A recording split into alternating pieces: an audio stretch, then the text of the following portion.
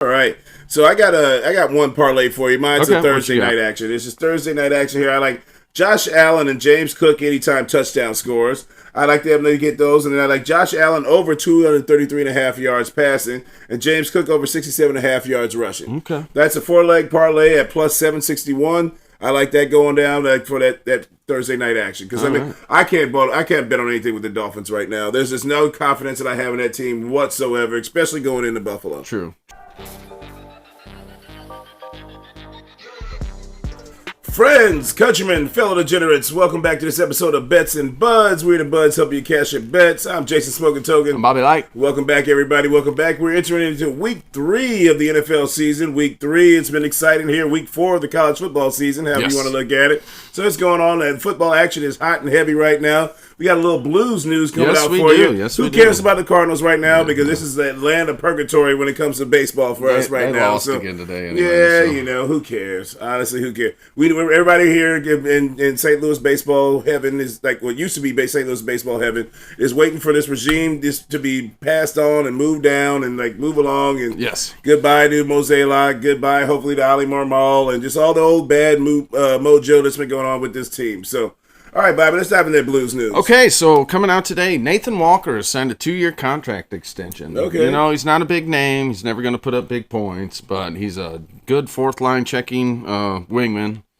He plays hard. He's from Australia, if you didn't know that. Really? Yeah, he's the only Australian player in the league currently. You know who his comp is to me? Sundqvist. Yeah.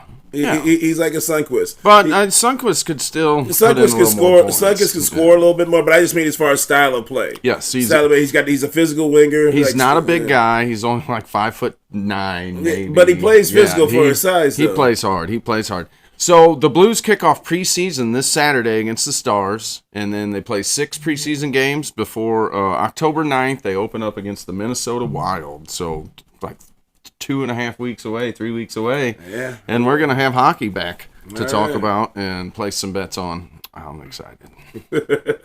Early season hockey bets. You're a brave man, bro. Oh, yeah. Early season. Let's go. All right, so let's go ahead and we're going to dive in. We'll cover a little bit of college football real fast, real quick. So we had so the new number 1 right now is Penn State. Yes. Penn State is the new number 1. They haven't played anybody yet. This week their big matchup, I believe, is who they have coming in town. See. Oregon. It's Oregon, yeah. Because Oregon's part of the Big Ten now. Yeah, so Oregon, so that's the start of their conference schedule. So they got Oregon coming in town right now. Yeah, that's new reconfiguration of college football, which you'll probably see more reconfiguration coming up soon, big it's time. It's going to happen. So we had, as far as Ohio State kept, I don't think they played last week. I think they were the bye.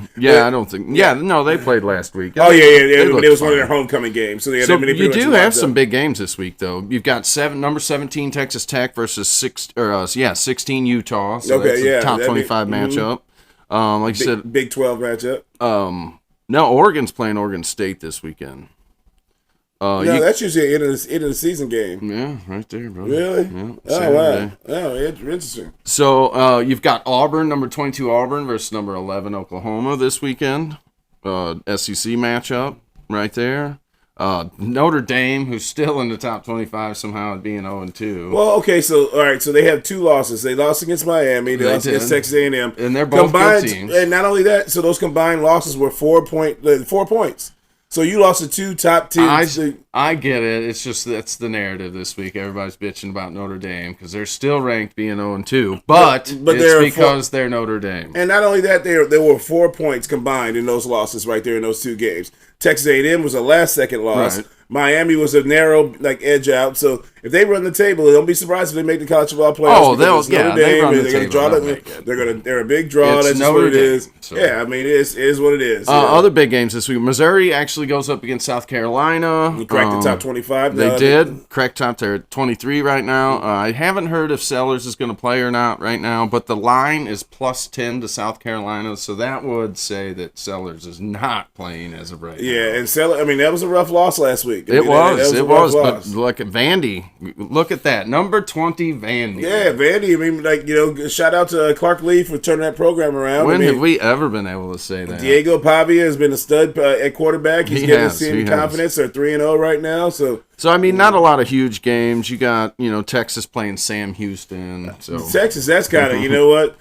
Has there ever been an overblown player more than Arch Manning? Oh, than Arch Manning, right? Because it's one thing to do it from college to the pros, but to go from like you ever doing like a really being a full-time starter in college and the hype train, whatever he's doing now. Because I mean, I've watched I watched the first game at Ohio State. Mm-hmm. Okay, they had a tough defense, but then I watched a lot of clips of the last game that they had against, was it UTEP that they played? Yep. So I mean, again, a lot of the same things: dirt balls, overthrows. I mean, just a lot of unsurety behind the quarterback. So maybe Arch knew it. Oh, maybe Grandpa knew what he was saying when he said, "Oh, he'll be back next year." He'll be back. Maybe he knew what he was saying because he was watching him play and said, "Oh yeah, he's not ready yet. Not ready yet." He's not ready now. So that's for damn sure. Yeah, so I mean, he's gonna definitely need another year of seasoning under his belt for sure. Yep. All right, so yeah, that's our college football. Yeah, that's all the big games. They got Michigan versus Nebraska. Oh, that's gonna be a good. That'll be a good one. We'll see. We'll see. What the outlook is on that Michigan freshman quarterback. I mean, right now he had a lot of big hype around him, but again, I mean, he's a freshman, and so it's again we're trying to look and see. Was it Bryce Underwood? Yeah, they're trying to see like how hype, if that hype train's gonna be able to keep rolling because this is the third year under Matt Rule with Nebraska, and usually this is when Matt Rule programs usually start to thrive. So. Well, as far as Missouri goes, this would be a huge win if they can get this one this weekend. Because then you got UMass after that. You can be 5-0 going into the Alabama game. Especially with no Sellers playing. That's the no Sellers playing. Oh, if Sellers doesn't play, Missouri has to win this. Oh game. yeah, that's a must win. Don't even talk about Missouri being anything. Yeah, that's a must win. That's a must win. All right, let's jump into some. All right, so let's dive into this NFL slate, baby, because. As we're getting here, the picture's starting to get a little bit clearer, just a little bit. Although we had a lot of injuries out, we got 5 starting quarterbacks that are out this week. So the first game is a Thursday night game. The Dolphins at the Bills. 11.5-point favorites for the Dolphins is what I got through FanDuel. I have 12.5. Yeah, that's where I heard a lot of 12.5 going right there. That's what's making me really want to stick with my 11.5. I mean, the Miami. What do you say? Okay, I mean, so just look at the last sequence of the game when they had the ball. They take it down. Chain steps out at the 26. They have first down and 10 at the 26. 2 delay of game penalties in a row, and they went to commercial break after he stepped out of bounds while they were reviewing it. So it's not like they didn't have minutes, right? Yeah, to have a play dial, right? To have a play dial. I mean, a lot of people are off the Mike McDaniel train for sure. Yeah, I would say the train has crashed. Yeah, I mean, I think he's going to probably be out of there after this season. The other thing was, I mean, they had the punt return for a touchdown, followed it up, and they give up the kickoff return for a touchdown. Right. 2 are throwing pick sixes. I mean, it just all the way around doesn't look like. And then the press conference, that's a bad look. Yeah, I mean, just all the way around, it just doesn't look like good mojo for the Dolphins down there. No, it does not. So I like the Bills to cover that 11.5 points that I have. I got 12.5, and I like them to cover it as well. So I'm with you. Obviously, that means the Bills are going to win the game, and I like the over at 49.5. You like the over in this more one? Because of the Bills and less because of the Dolphins. Okay. I like the under more because of the Bills, and I think the Bills' defense is good enough to shut this Dolphins dysfunction down right now. Yeah, I mean, I can see a couple big plays still because it's not that cold in Buffalo it's yet possible. right now. It's possible. And I can just see a couple big plays from the Dolphins. I just see like a 35-7 blowout here. See, I mean, I can see them still scoring 17 points. Okay. Like I can see the Dolphins still putting up 17 points, and then you put up the Bills put up 35, and boom, there's your over. And obviously you got the Bills winning. Yeah, absolutely. All right, so next up we got the Raiders at the Commanders. So tough loss for the Raiders, but these Chargers might be real and they might be a problem. We got no Jaden Daniels in this game. Looks like Marcus Mariota. Is he going to be out? Yeah, as of right now, it looks like he's going to be out. Looks like Marcus Mariota's going to be in. He's dealing with now. If you look at the stats of Marcus Mariota, the 2 games that he started with Daniels being out, he has actually played really well for Washington. I can see it. He hasn't turned the ball over, and I mean they've got the playmakers, so he doesn't have to do too much. I mean, I can see it. I mean, and he's got obviously the legs, so he can make the plays with his legs. Yep. But the Raiders, after coming off with that tough loss, I like the Raiders to cover. They're 3-point dogs. Okay, in this you like one. the Raiders to cover in this one? Yeah, I like them to cover and actually win this game as 3-point dogs. Wow. Okay. Yeah, I do. I think it's going to be a big loss to Jaden Daniels. I've never been a big Marcus Mariota guy. I mean, I know he's had shown some promise in the past here and there at quarterback, but I'm not a big Marcus Mariota guy. Okay. I mean, and I think the Raiders are salty enough. I like that. Pete Carroll has got those boys buzzing a little bit. That's a stiff rivalry between him and Harbaugh. So they were Harbaugh was. I mean, those boys came and played hard. That defense is really good because last year the Chargers were sneakily the best defense in the NFL last year as far as only giving 17 points a game. Oh yeah, no, they're legit defense. So the Raiders had a tough look at it. I mean, the Commanders have a much improved defense this year. But I kind of see the Raiders going in there and pulling off a win. Do you like the over or the under? I like the under at 44.5. I like the under as well. Because I feel like it's going to be an ugly game. I think Washington holds serve at home. Mariota can do just enough to get that done and win that game. Okay. All right, so next up we got the Falcons and the Panthers. The Panthers, remember I told you the Panthers are my sneaky cover team. Yes, the Falcons won an ugly game against Minnesota. J.J. McCarthy did not look good at all. He was not good. He's out for the next 2 to 4 weeks with a high ankle sprain. So we got Carl Wentz coming in that game. Yep. Carson Wentz coming in. And so I don't really like the promise for the Vikings for the next few weeks because of that. But the Falcons, I mean, let's see what happens as far as going forward. Panthers defense isn't extremely stout, but you never know. It's a division game early in the season. I like the Panthers to cover that game, but the Falcons to pull out the win. Panthers for Jason. Falcons win. I like the over at 43.5. See, I like the under on this one. Yeah, under at 43.5, just because, again, like I said, I just feel like the offenses, they might kind of sputter a little bit, starting off with this. Because Atlanta was able to pound that ball last week. They were. Damn near 200 yards rushing. Yeah, they were. And so that's why I would like the under even a little bit more so, because if they run the ball and they do a little bit more ball control offense, then because you got J.C. Horn down there with the Panthers is a good cornerback. They got some good safety. So the secondary-wise, they're not there. And they don't really have big play receivers. The Falcons don't. No, I mean Drake London. He's good, but he's not a big scorching for 70-yard touchdown type of thing. So so I like the under on that. Okay. All right. Next up, we got the Packers at the Browns. So this is probably one of those games. This one's going to be ugly. Packers are 7.5-point favorites. Who are you liking this one? I have 8.5. Oh, you have 8.5? So I will give up that 8.5 all day long. Give me the over 41.5. That seems low to me. And I'll take the Packers to win. Surprisingly, the Browns' defense was able to shut down Derrick Henry. Killed me on one of my parlays. That's kind of how it's been running for me on my parlays lately. But as far as defensively, they still gave up 40-plus points. They did. So I like the Packers to cover that 7.5. Obviously, win the game. And then I like the over at 41.5. More because of the Packers and less because of the Browns. We're in agreement there. All right. So next up, we got the Steelers at the Patriots. This should be an interesting matchup here. Patriots beat the lowly Dolphins last week. They did. They didn't look overly dominant in the game. I mean, the Dolphins had their chance to win the game. Oh, yeah. The Dolphins easily could have won that game. A few mistakes here and there. The Steelers had some horrible mistakes to lose the game. Don't be fooled by fool's gold on this. This is why the Steelers, I believe, are 1.5-point favorites on the road.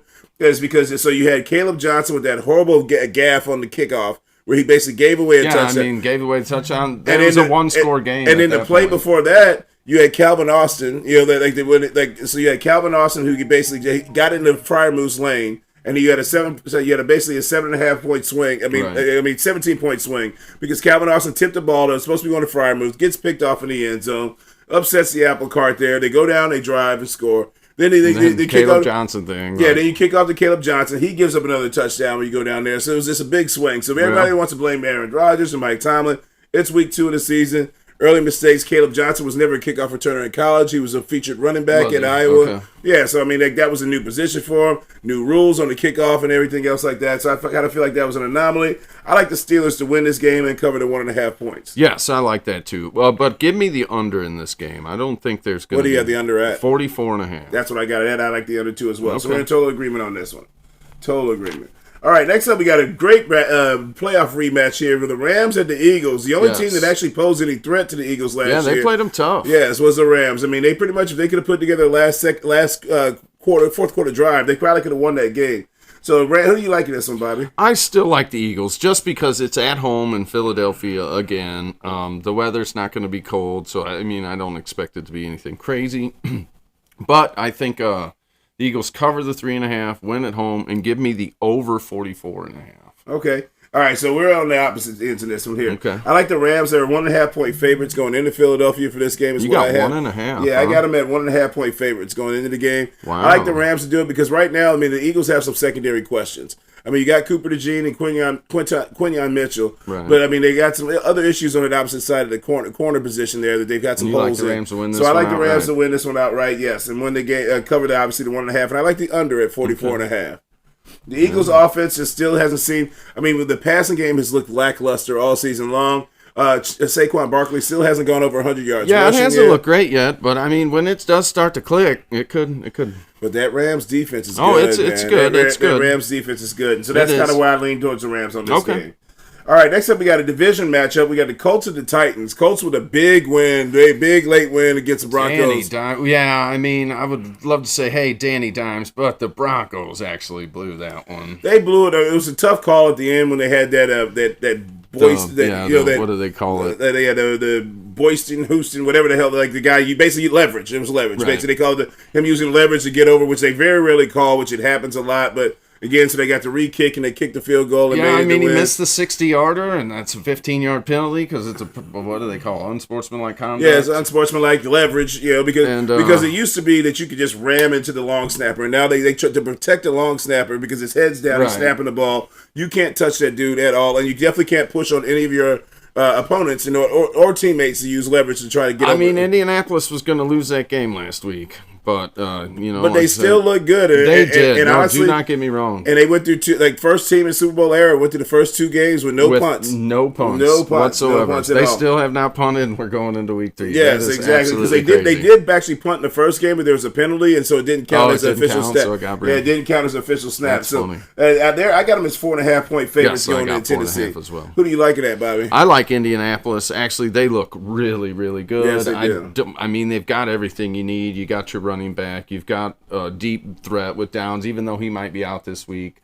Alec Pierce. Pierce is a possession receiver. Pittman is a good possession receiver. You've got Ty Warren, whatever. Tyler Warren, they move him all over in the formations. I mean, he's like your chess piece. He made a catch last week, and he shook 2 of those defenders and left them on their ass. It was amazing. Even one of the plays, they lined him up in the backfield, and he ran a corner route out of the A gap. Really? So he ran up the A gap and they ran a corner route. When you got a player like that, again, he's always open because how big he is. I mean, you can always throw him open. And Tennessee, with Ward's going to be a legit quarterback. He is. But it's going to take a while because that team is just not. They've got more pieces they need to add there for sure. So I'm with you. I like the Colts to win, cover the game. Do you like the over? I like the over in this one. I'm with you on the over. So we're in complete agreement there. All right, so next up we got the Jets at the Buccaneers. Buccaneers came off with a big, huge comeback win with the Texans. They did. That was a nice battle on Monday night. That one cost me because I had Bucky Irvin anytime touchdown. He's the last thing I needed. We passed the bet, and they gave it to Rashad White. Yep. That's a tough one. Yeah. That's a tough one. Yeah, so the Jets, the Jets actually are going to be without Justin Fields. They're going to have Tyrod Taylor this week. Yeah, they're going to be out. Justin Fields is in a concussion protocol. And there's Drinkwitz actually was on a podcast earlier and said there's a chance that Brady Cook could be pulled off the Jets practice squad. And, just as an emergency quarterback. Yeah, if we see him get in the game, I don't want to see his promise in the NFL because I know what I've seen out of Brady Cook, and he is not an NFL quarterback. I'll tell you that right now. So I like the Jets actually though to cover the 6.5 points. I do too, mainly because of the defense. I got 7 points. You got 7. I'll take that 7. Yeah, but I like the Jets to cover the 6.5, mainly because of the defense. The Buccaneers to pull off a win to go to 3-0, and I like the under at 44.5. I'm total in agreement because the Bucs they seem like the team that's going to keep it close all year. They're always going to be playing these crazy close games. Well, my other concern is also why you don't see a lot of player props right now. Baker Mayfield took like 3 good shots to his knee, so I don't know how healthy he's going to be. He's a tough motherfucker though. Oh, he is. So he's going to play, I think, in my opinion, because they haven't had any whispers about him not playing. But the issue for me is going to be how healthy is that knee going to be? Is that going to limit some of the mobility? Because he's not the most mobile guy, but can move if he has to. And Buka's questionable too. Yeah, so that's the thing. You just never know going into it. So I like the under on that one offensively, but the Buccaneers will pull out a close one.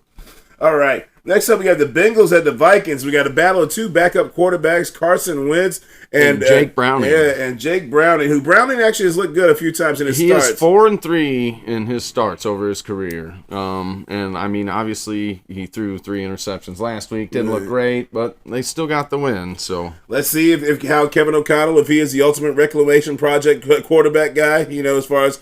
He helped do it with Daniel Jones. He helped do it with Sam Darnold. Right. Let's see if Carson Wentz is somebody he can revive because he showed promise early in his career. A lot of times the issue with Carson Wentz was some of the stupid plays that he would make. Yes. Just by being overly aggressive. The Vikings are 3-point favorites at home. Who do you like?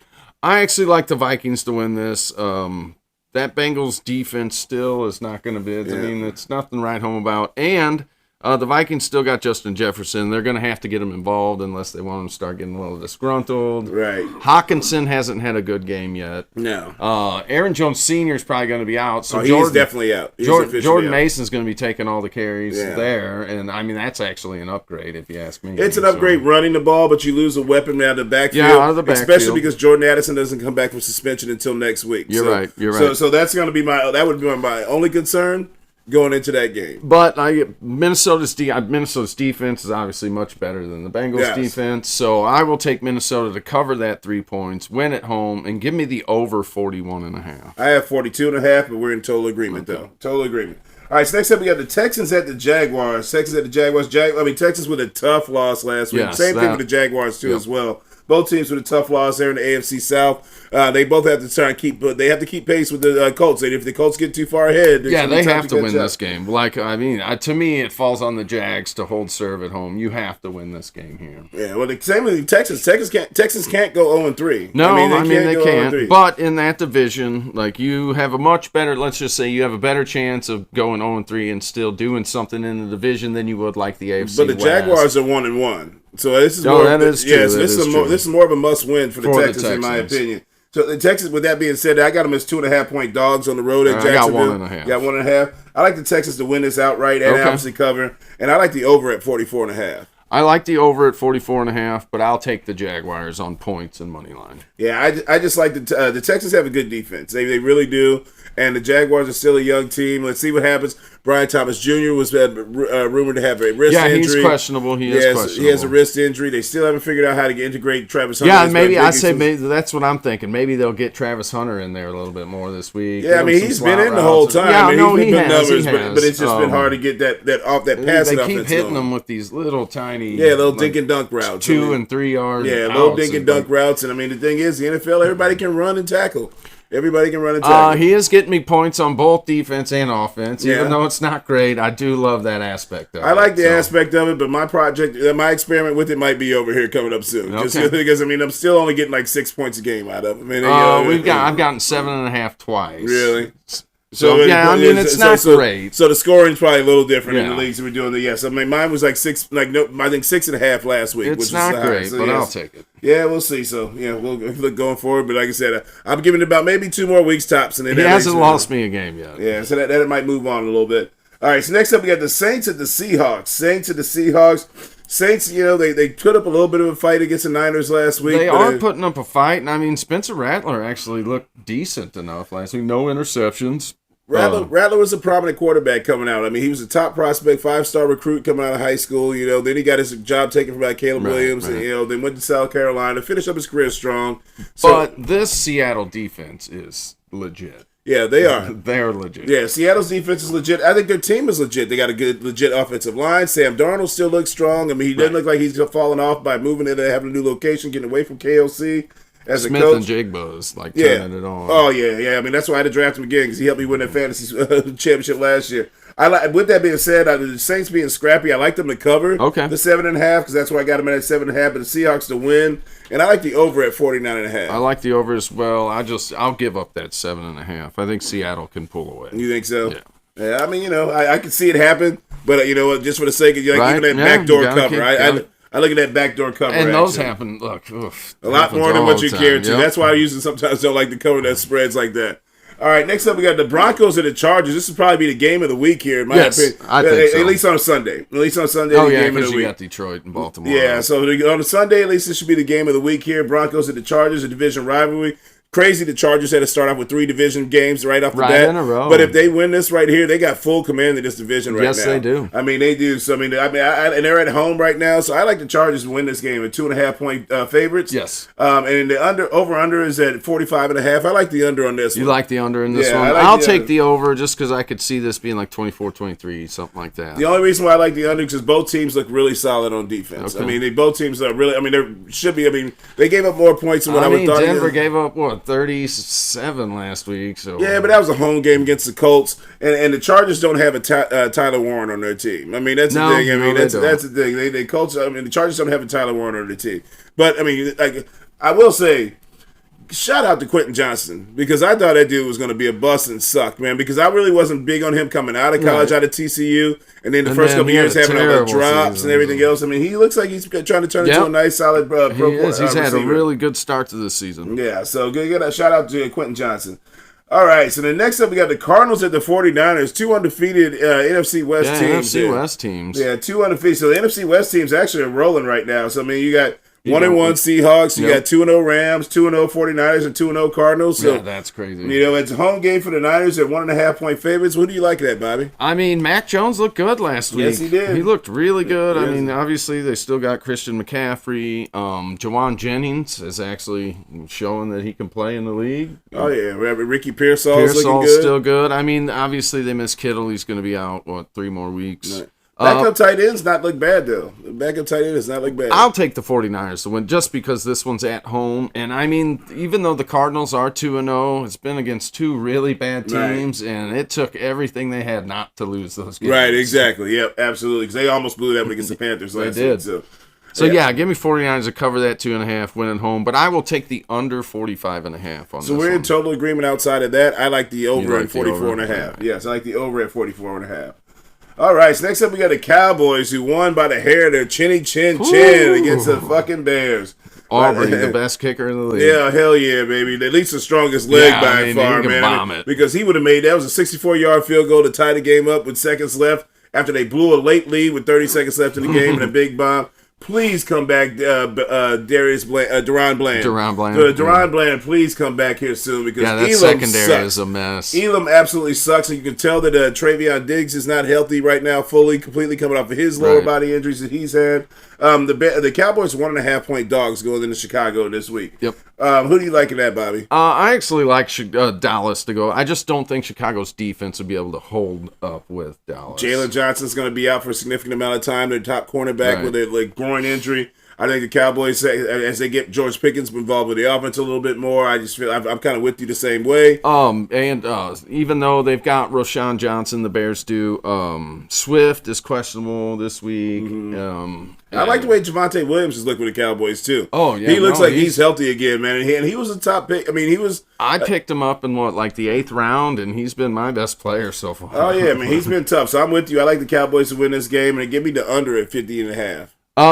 We're in total agreement all the way around. All right. So to wrap up on the Sunday night game, which I don't know how the hell this happened. How did this happen? Chiefs at the Giants. This was definitely a game would have been flexed. So we got two 0-2 teams on a Sunday night. The Chiefs and the Giants. I mean, it's just the Giants, I guess, for ratings purposes. Oh, yeah. I mean, you got them in New York, and then the Chiefs are the Chiefs. But, I mean, again, how do you do? Yeah, I guess they can show Taylor Swift in New York or Jersey, basically. But, I don't know how this became a Sunday night game, but either way, I like the Giants actually to cover this. I mean, they showed a lot of to cover it. I got them at 5.5 to cover because the Chiefs are a bad cover team. They showed a lot last week. I mean, Russell Wilson throwing for 450 yards, and then Wayne Dale Robinson, baby, set a career high in yardage, and he just keeps chipping away. You saw a lot of arguing with the Chiefs defense on the sidelines and everything. So I mean, I don't know. I can see them covering it, but I see the Chiefs pulling out the win. But I like the under in this one.